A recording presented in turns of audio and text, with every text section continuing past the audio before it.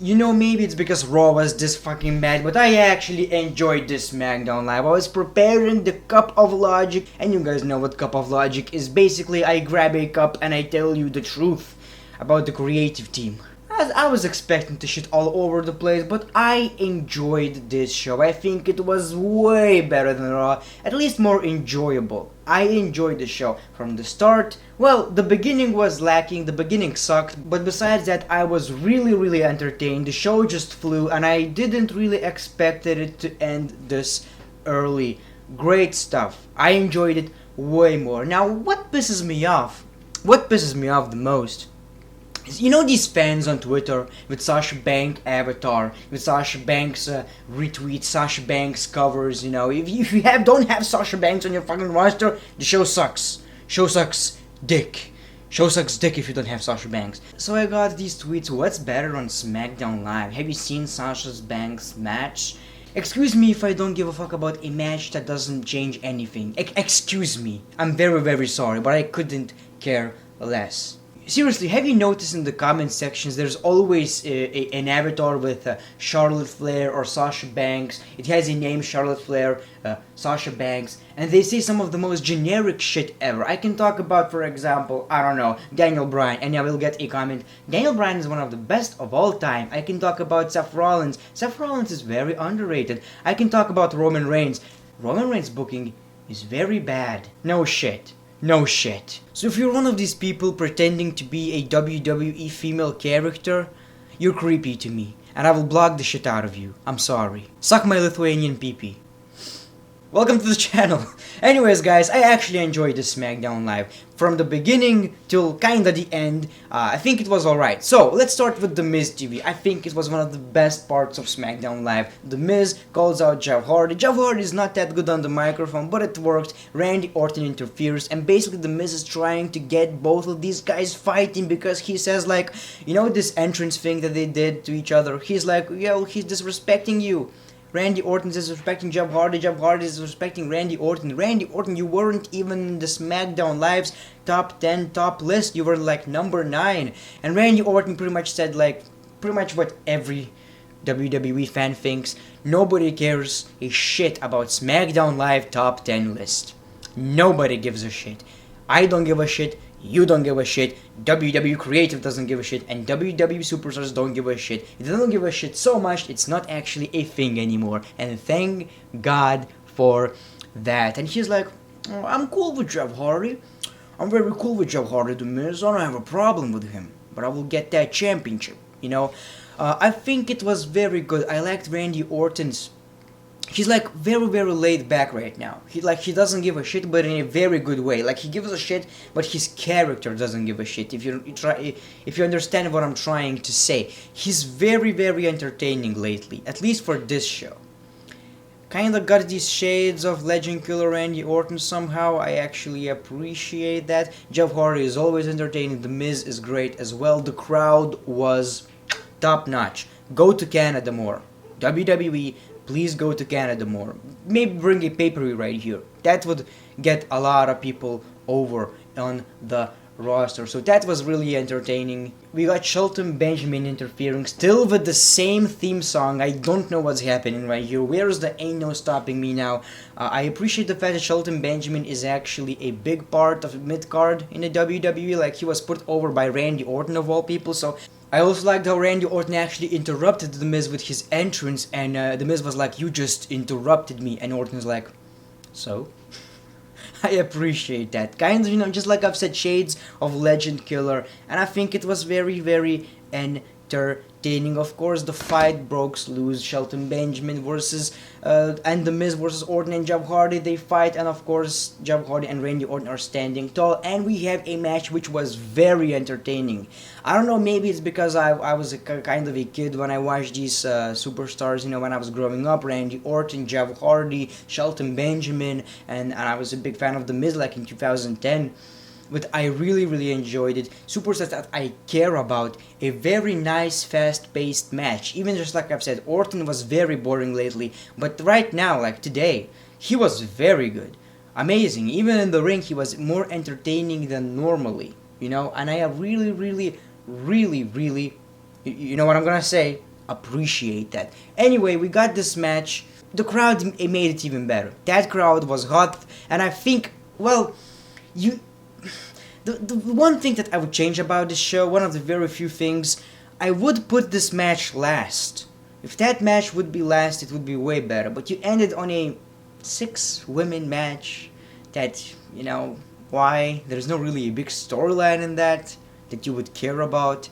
I'm not quite sure if I enjoyed that, but this match was very good. I did what I needed to do, and of course at the end of it, Randy Orton RKO's Jeff Hardy. He kinda mentioned it in this promo that I will strike when I want to, you don't tell me what to do. And he just striked on Jeff Hardy, and I think that was very entertaining, and Randy Orton is still that betrayal son of a bitch. I'm really looking forward to Randy Orton versus Jeff Hardy. I think that's going to be the most interesting match on the whole Backlash, because Backlash doesn't look very promising, but this match is very interesting, so I'm looking forward to that. We know all the history that these guys...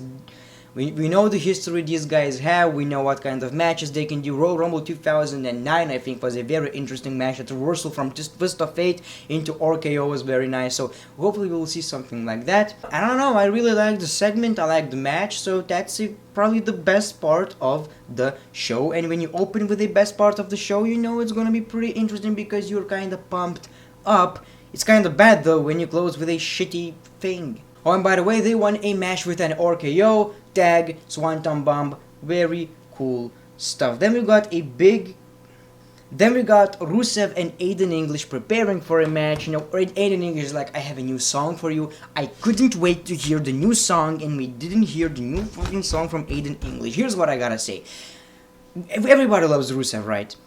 Aiden English is one of the most underrated acts of this whole Rusev day.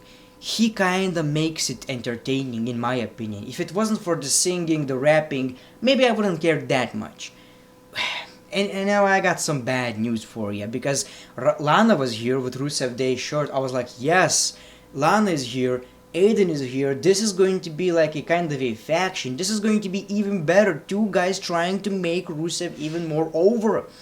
Turns out Lana is like, someone is holding you back, Rusev. Someone is holding you back, Rusev. And that means Aiden English is not gonna be here anymore. I'm happy that Lana is with Rusev, but Aiden English had this cringy but very funny act with Rusev. And I enjoy that so much. Then we got Big Cass in the ring, and a lot of people complain about how bad this was. I may not like the midget thing. They pretty much brought Daniel Bryan mini, a midget Daniel Bryan, and he was like, yes, he was pretty much bullying the guy, you know, in a, of course, storyline way. He was saying that you're small, and he made these jokes like you came up short, all of this kind of shit. But Big Cass was very intense, very natural in promos. He took his time with injury while he was injured, and he actually practiced, in my opinion. He worked really hard.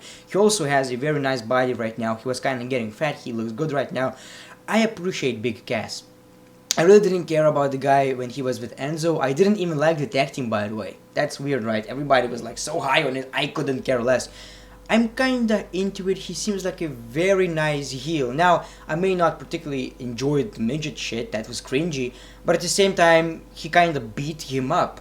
And even though it's like, meh, you know, we don't like this kind of stuff, but it made him into a very nice heel. So he beats the shit out of him, and he pretty much says that he's just going to destroy Daniel Bryan just like that. And I kinda liked it. I didn't like the idea of it, but it turned out better than expected, because I'm focused on this guy's promo. The segment was cringy, but this guy's promo was good. Then we got another great segment, just like if the Smackdown Live wasn't that bad.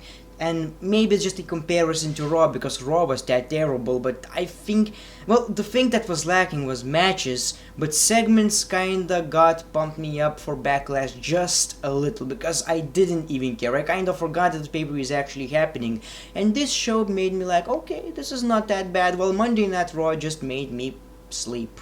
It put me to sleep. Anyway, we got this Renee Young, AJ Styles. Renee Young is trying to talk about Shinsuke Nakamura, but the crowd is way too hot for AJ Styles. That was very entertaining. She said that Shinsuke Nakamura wants an apology from you, you know? She was like, if Shinsuke Nakamura wants an apology from me, he better get and take it, because I'm not gonna give any apologies. I'm the WWE champion. This is all about that championship. He said something like that. He got interrupted by none other than Samoa Joe, and I was like, wait, I have a weird feeling. I don't know why, but that's very interesting to me. And then I hear crowd saying TNA. Oh yeah.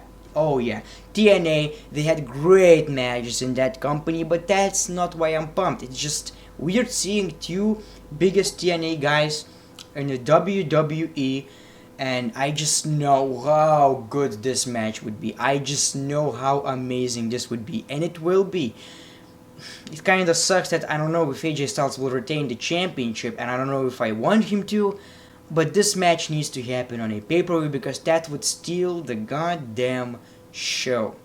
Believe me. He talks about Roman Reigns, and I was like, well, I don't really want you to talk about Roman Reigns on SmackDown. Yeah, every show is going to be about Reigns right now. I'm tired of the big bitch. The big bitch. I'm tired of him. I'm really tired of him. However, he was like, I'm going to beat the shit out of Roman Reigns and all of that sorts of stuff. But, Samoa Joe is a nice promo. And then I'm going to beat you, And he pretty much kind of gives him a warrant that he's going to have a rivalry for the WWE Championship with AJ Styles. And that's very interesting. Shinsuke Nakamura's music hits. Samoa Joe's ready to fight, but actually Shinsuke Nakamura is from behind, near AJ Styles. Behind AJ Styles, into the balls. Kind of tired of that, Not really into the balls thing anymore.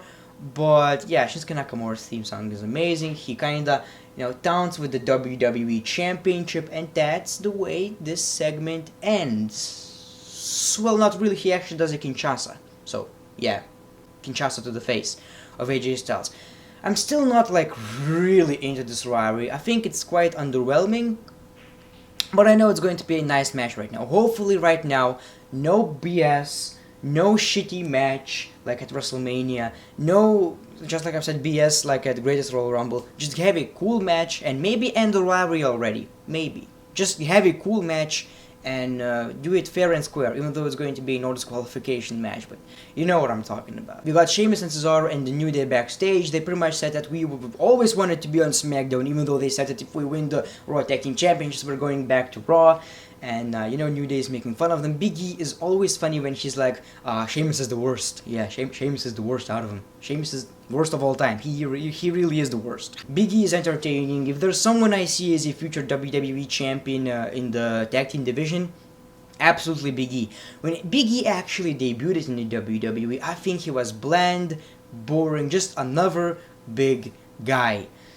I see a lot of future in this guy right now. When WWE will break up the New Day, this guy will be huge, believe me. It would be a wasted opportunity not to push this guy. Anyway, so we got pancakes, they slammed the pancakes. Anyway, we're going to have a match against Sheamus versus Xavier Woods. Sheamus versus Xavier Woods. And the match was pretty entertaining to me. It wasn't like a good match, but these guys kind of have chemistry. And there were a lot of interferences from Big E, from Kofi Kingston, from Cesaro, but at the end of it, Sheamus lost to Xavier Woods with which either way, it makes Xavier Woods look very, very strong. Sheamus is a former World Heavyweight Champion, WWE Champion, so it was fun. Nothing that would get me excited for anything, but it was just a fun little match. It's quite disappointing that we only had 3 matches in the show, and that was one of them. I think it's a bit weird, It's weird that there were a lot of more superstars that could kinda get you hyped, like Samoa Joe in a match, but they used this. It was fun. I just think that we needed one more match to kinda make it a little more sense. I think it wasn't used properly. That's what I'm trying to say. Other than that, I like that big pop for the finish. Everything was all right with that. Paige said to this Absolution, which I don't give a shit, Absolution, who gives a shit about Absolution? She said that there's not going to be any favors, you gotta have to earn everything. Absolution is dead. Thank God for that. Charlotte and Becky Lynch and Asuka versus Carmella and the Iconics wasn't a bad match, I just don't think that should main event. I'm tired of 6-man, 6-women main events every week. I don't want to see that anymore. It's either a main event or before the main event. What's the point? It's cool to see that once a month, maybe once 2 months, But every week it's just pure laziness. We're gonna get, we need this. I'll put them in the match. Who gives a shit? We need to use more people in today. Put them in the match. I didn't like it, but I like the finish of the match. So basically, Peyton Royce versus Asuka is in the ring. Peyton Royce is trying to do her finisher, reversal into a kind of a roll up, and then a reversal into Asuka lock or something along those lines. But that was very entertaining, very cool stuff, and babyfaces win this match. Carmella is, scared, and that is how they end the show. So quite underwhelming ending, but the beginning of the show was just tremendous. I don't know why, but I absolutely loved it. The show just flew, and I would give the show. I gave Raw 4 out of 10. I would give this. It's really hard to rate this show, by the way, because it was entertaining, but it wasn't like really good. 6.8 out of 10. It's not quite 7, 6.8. I know there's not a lot of room for 7, but I'm gonna say 6.8 because I enjoyed myself. I really enjoyed myself. If it was a little bit longer and you had the same stuff, maybe it would be worse. But because it was short, to the point, cool matches, cool segments, kinda got me pumped up for Backlash. I will give it 6.8 out of 10. Let me know what you guys thought about the show. Leave a like, leave a comment, subscribe to the channel if you already didn't. Twitter, Instagram, all the links are in the description below. The great one, peace, love and hugs. It's been a pleasure.